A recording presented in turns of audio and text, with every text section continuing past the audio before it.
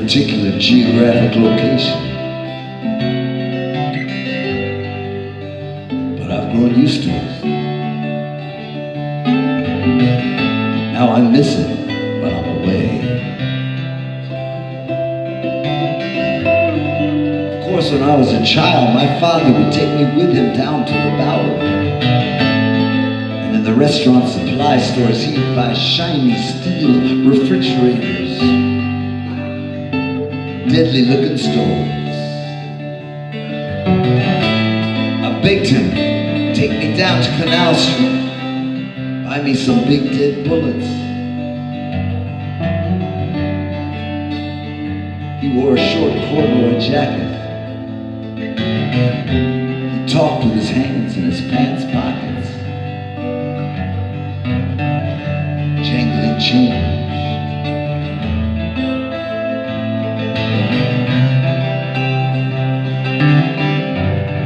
We were riding in his Cadillac on Elvis Presley's birthday.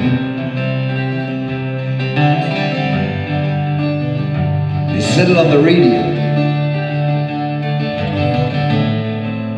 My father, he liked Elvis.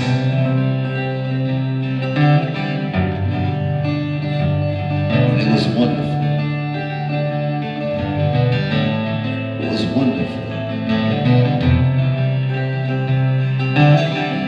We drove through the black neighborhoods of Long Island's North Shore. And Elvis was alive.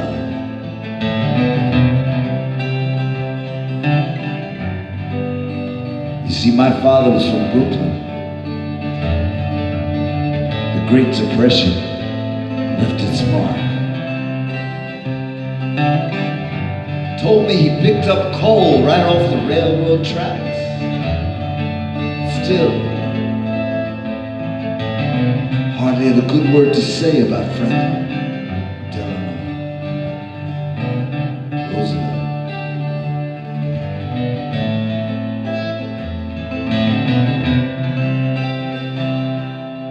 Later, I liked elegant hotel bars where I could drink under F. Scott Fitzgerald's stars, coolest of the cool, never a child. My dead father, jangling change, and Elvis Presley's birthday. Driving, driving, driving, driving, driving, driving,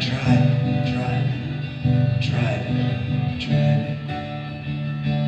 driving, driving, driving, driving, driving, driving home. My dead father on Elvis Presley's birthday.